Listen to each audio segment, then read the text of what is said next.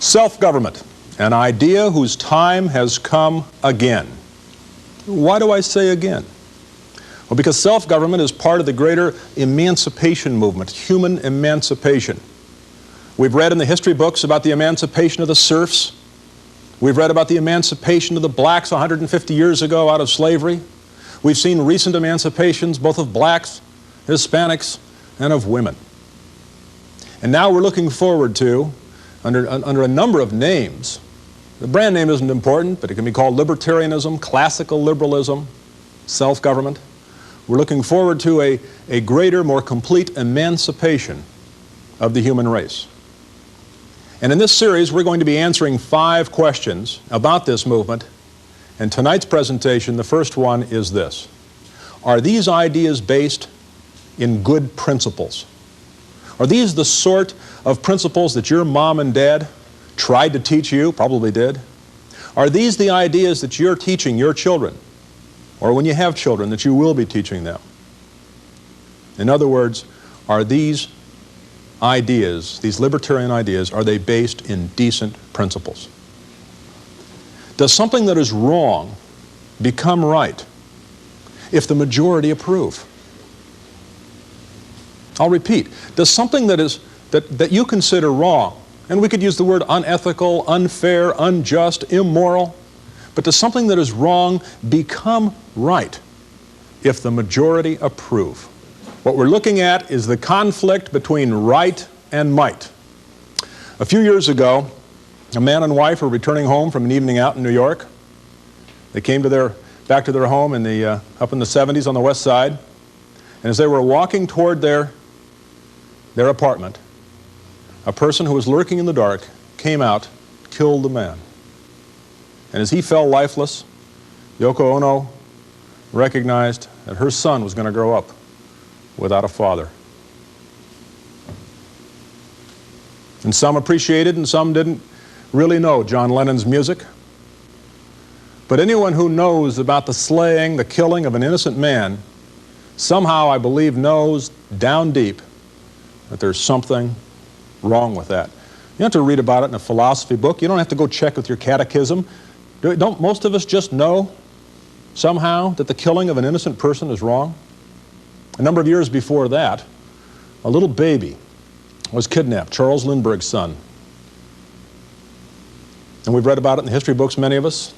Some can actually remember it. But as we think about the horror of a little baby being taken from its mom and dad and the pain that the mom and dad go through as they're thinking about that child, and is that child going to be safe? Is it being taken care of? I think every one of us knows that there's something wrong with kidnapping. Again, we don't have to check the philosophy books to know that. And what if somebody were to come into your house? Barney, some guy comes into your house, he's wearing a ski mask, he's carrying a shotgun, he gets the drop on you and he steals your stuff. Barney, in your opinion, is that wrong? Absolutely. Absolutely. He thought about it for a while, but then he didn't have to equivocate a bit. And to look me right now, how many of us agree with Barney that there's something wrong when somebody steals your stuff? All right. Good group. Good group. And now we're going to get into the question, does something that is wrong stay wrong even though the majority may do it? By the way, here's some interesting information. Everyone who raised his hand agrees with the libertarians in principle. I don't expect anybody to go running outside tonight saying, hallelujah, I became a libertarian, just because Marshall Fritz said I agree with them in principle. Because there's 2 things we need to do when we see a new principle. One is to test it and see if it's practical or not. Like a bridge. Let's say, Kristen, you were to design, you'd become a world acknowledged architect, and you designed this really nifty new bridge. It's using a technology that nobody has ever thought of before. And gee, we all sit around and we check your calculations and we check your computations and we check everything that in there, and we think it'll probably hold up. In principle, it looks good.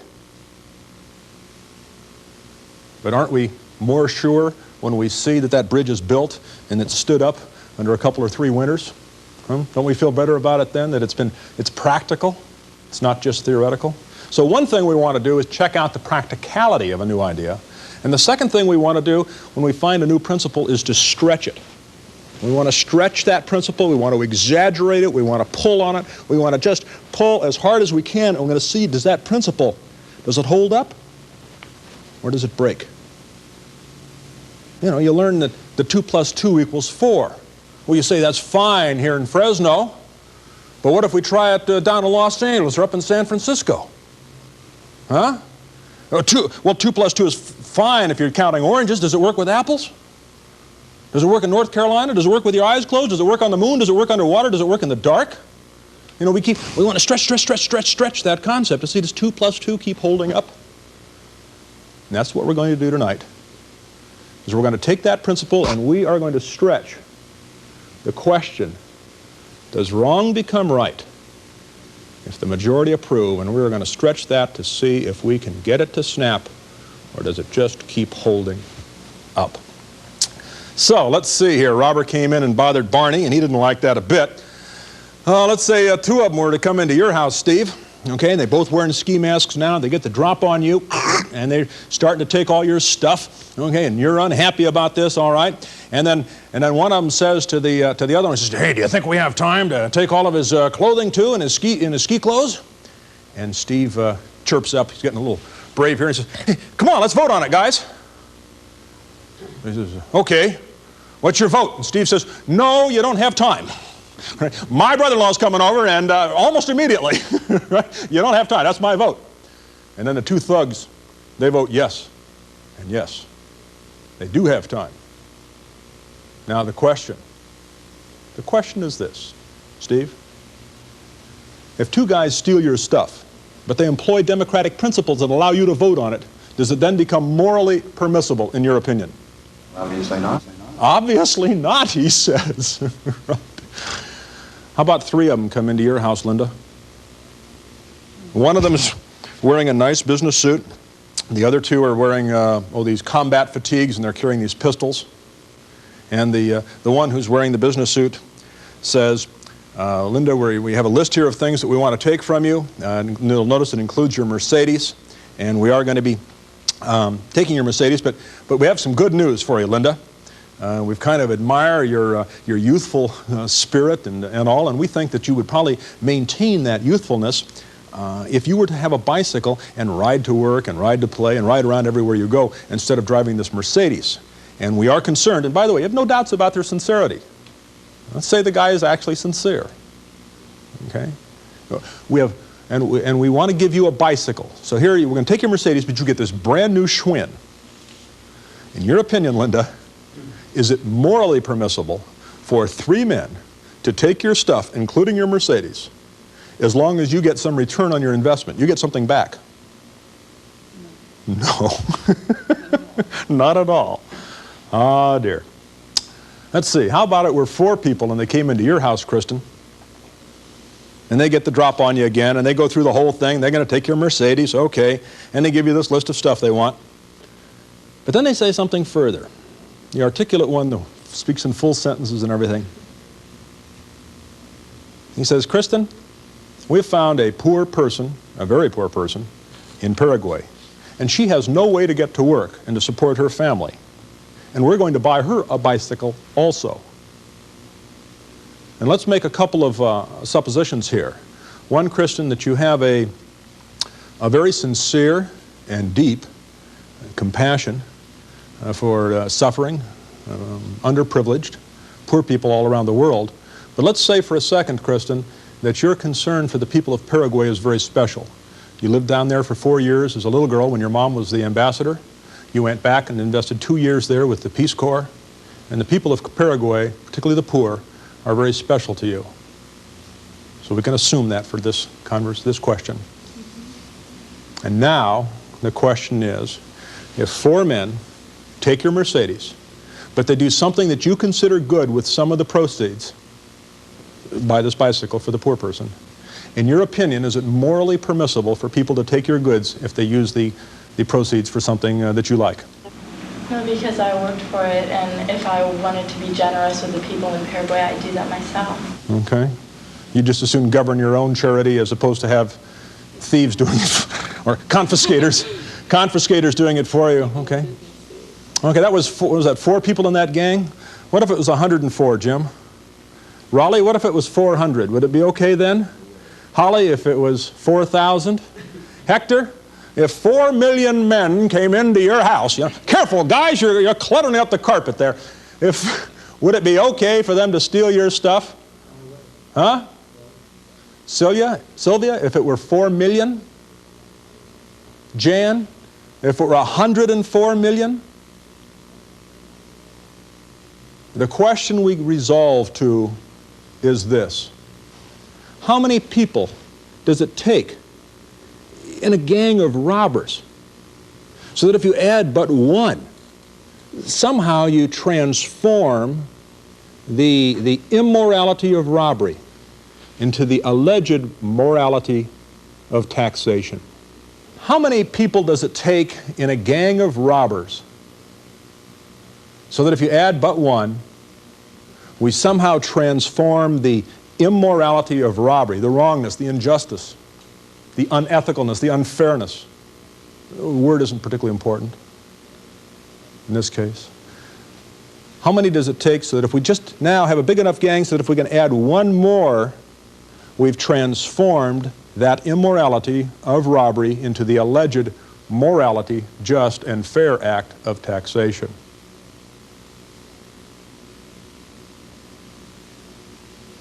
Libertarians are people that say, you can't take something that is immoral and make it moral just by adding more people to the gang. That if one person does something immoral, Lois, if he gets a partner and 2 of them do it, it's still immoral. If they get 5 or 6 or 7 and they have a gang, it's still immoral. If they get a whole corporation to do something wrong, it's still immoral. In fact, libertarians are of the opinion that if a large group of people calls itself a government and they do something that is immoral, it is still immoral. It is still wrong. It has got to stop.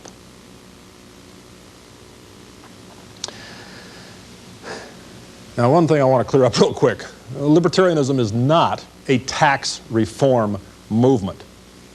And I've used the confiscation of funds as something that's an easy example for us to work with. But what we're not talking about taxes. Clarice, would your grandfather back in the 1920s have gone next door to Alberto Giannini's home, carried with him a shotgun, and said, "Mr. Giannini, I don't want you drinking wine anymore, and I'm going to put you in a cage." They're just neighbors, okay? Do you think your grandfather would have done that? Heavens no. Heavens no, she said. Right? Well, what if her grandfather had gotten a buddy and 2 of them had gone over there and held up Mr. Giannini and said, "We're taking your Chianti, Mr. Giannini, and it's going down the drain because we're just having this big hissy fit over you're using alcohol after dinner." 3, 4, 5, 10, 20. As long as Mr. Giannini's at home and he's not out there driving the horse and buggy and scaring everybody, as long as he's having his drinks, you see? You can't take something that's immoral, like you sticking your nose into your neighbor's house, and just because everybody does it with the Volstead Act and calls it prohibition doesn't make it right. See, we're not talking about taxes. We're not talking about drugs like alcohol. In the libertarian movement, what we are talking about is who has ownership or stewardship over your life. Who is in charge of you? Philosophers would ask this question and answer this question in terms of its self-ownership or others' ownership. And those are the only two possibilities. If you own yourself, then you make the decisions. Are you having pizza tonight or not? Are you going to wear red pants and a white blouse, or red blouse and white pants? Just think about clothing. We pretty much govern ourselves. But if we were others' governors, Linda, I'll decide what you're wearing. You decide what Jim's wearing. Jim, you decide what Barney's wearing. And let's go to food. Barney, you and Lois get together and tell Holly what she has to eat for the rest of this year. But Holly, you and Raleigh get together and tell Lois what she's going to eat. You think she's going to enjoy the diet? Do you think you're going to enjoy the one she says? No, right? People would give me, you know, cola, and I like buttermilk. And, of course, I would offer them buttermilk, right? And they'd all go, ugh! Right? Self-government isn't perfect. Utopia probably isn't, I don't think, is one of our choices here on the earth. But others' government ends up being chaos within 20 minutes. Let's get back to the question. Are these libertarian ideas based in decent principles? Are they the principles that your parents taught you and that you've been passing on to your kids? How many of us ever heard a parent or someone else say, behave yourself? Anybody ever heard that one? Behave yourself. You ever heard that one? Okay, great. How many of us have ever been told, behave others? Behave others. Yeah. Because you can't. You can't behave others. And that's why you're only told behave yourself. That's self-government. Let's have a quick definition. What is self-government, Marshall? Self-government is governing yourself and refraining from the temptation to govern others. It's being responsible and running your own life. That's governing yourself. And it's being tolerant. When people do things differently than you do, not coming at them with a shotgun to straighten out, to behave them. Right? Boy, I'll behave you, you wine drinker. That kind of a thing.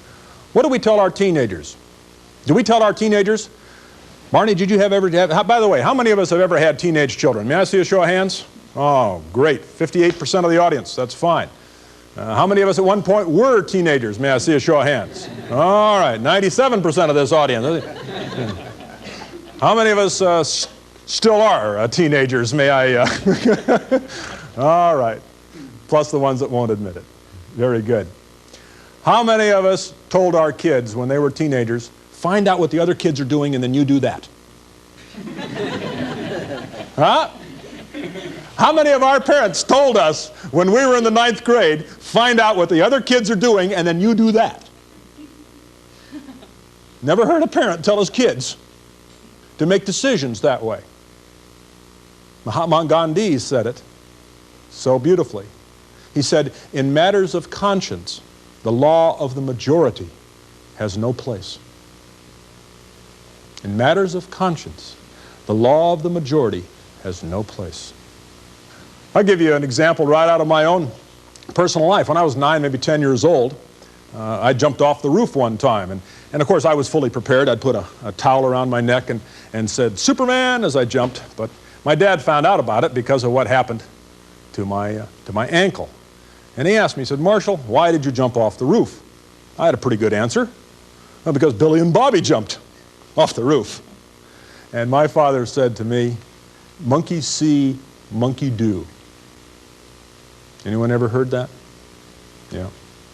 And nothing my father ever said to me, all my growing up years, made me as angry as him accurately calling me a monkey. I didn't care for that at all. And I resolved that problem, never to happen again. From then on, I always jumped off the roof first and let Billy and Bobby explain to their parents, right, what the heck's happening. But are these principles that are called libertarianism, classical liberalism, self-government, wholesome? So many men have tried to express it in different ways. The hard money writer Richard Maybury puts it into 2 laws, and he said these laws are common across all religions, that all the world's great religions agree with these 2, and little else. First, do all that you agree to do. It's the basis for contract law, isn't it? And do not encroach on other people or their property as the basis for crime, criminal law, and tort law. Karl Hess, libertarian writer, has said it in 4 words. He's resolved all of libertarianism down to 4 words: thou shalt not aggress. Are these decent principles? I know libertarians in virtually every major faith and some of them smaller faiths, but I have Presbyterian friends and Methodists and fundamentalists, Baptists, Pentecostals, evangelicals, Catholics, Mormons. I know an Islamic theologian, Mormons, Quakers, Congregationalists, Lutherans.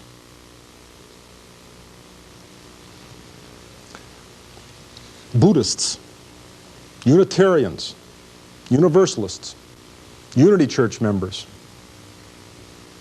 Taoists, and groups that aren't necessarily considered religions, the humanists, the New Agers, objectivists, free thinkers of all type, people that don't use a concept in their spiritual system, don't use a concept of any sort of a God. And I know in all of those, friends of mine who are libertarians who hold those kinds of spiritual beliefs. Why? Because they can agree with those 2 fundamental laws in every one of those cases. Do what you have agreed to do, and do not encroach upon your neighbor or his property. I'd like to give 2 more definitions now of what is libertarianism. One comes from David Bergland, friend of mine, former candidate for presidency of the United States under the Libertarian Party. And the way he phrases it is this: libertarianism is what you probably already believe. Libertarianism values are American values. It's our heritage of liberty, of patriotism, of honest work. Libertarianism is our desire and work for a better life. It's a free, and independence is a great way to live, that each person is unique and should be able to strive for their own destiny. Libertarianism is that you own yourself and that you have the right to make decisions for your life. And we know that Americans have built a very special place. We have an abundance and a harmony here that is unrivaled around the world.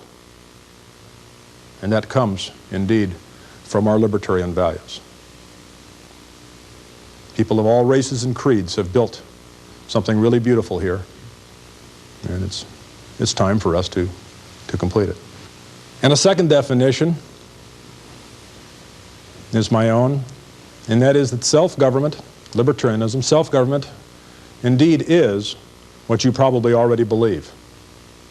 And that is that you probably have a very deep sense of responsibility, that people need to be responsible for their own behavior, and you probably also admire tolerance, that people should be tolerant of other people who are different than they are. And if you combine these 2 attributes, if you combine responsibility and tolerance, what you have is self-government. Now, what can you do? Well, the first thing you can do is to find out more. Send in your name and address, or telephone us. Our phone number at the Advocates for Self-Government is 800-932-1776 or 209-292-1776. And you can write to us at 5533 East Swift, Fresno, California. If you send a contribution of $10, you will get a kit of 20 brochures from 20 different libertarian organizations so that you can get instant exposure and see what it's all about. And you'll get a copy of Restoring the American Dream by Robert Ringer, the hardbound edition. We ask you to, step 2, evaluate these ideas with an open mind. So find out more, evaluate it with an open mind, and then when you embrace these ideas as a reflection of your own values, then join us in helping to spread these ideas. Thank you very much for watching. Thank you.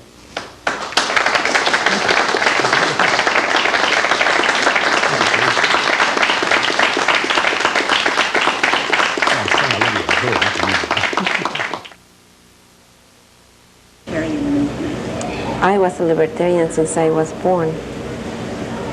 So I cannot explain it. My father was a libertarian. He taught me the libertarian way from the very beginning. He taught me I was free, that everybody was free to do with their life what they wanted to do if they didn't do anything wrong against others. He taught me to have respect for everybody's ideas. He never taught me differences between people according with the color or the social status or anything like that. He always taught me that we were all equal. It didn't matter the color, the size of the money. And I grew up believing that I could accomplish whatever I wanted to do as long as I tried hard to accomplish it. And I think that's a very libertarian idea. I think this is an idea whose time has come, again, as Marshall Fritz says. And the libertarian movement is something that it takes people some time to understand. Dave Berglund has often said, once one understands it and gets the information, we've got them, because you can't unring the bell. But I still don't want to see my friends drafted, and I think that the draft is a blatant violation of human rights and individual freedom, and it's involuntary servitude and is constitutionally illegal. I just independently came to the decision that libertarianism was the best way and began to wonder why everyone else wasn't coming to that decision. It seems so logical, and everything else that's being done politically seems so nonsensical and harmful to society. So I was persuaded through my reading, mostly, to become a libertarian. But I only became active in the libertarian movement in the last few months, actually. I found that here are things that actually make sense and fits in with exactly with what I believe and what I've always been taught.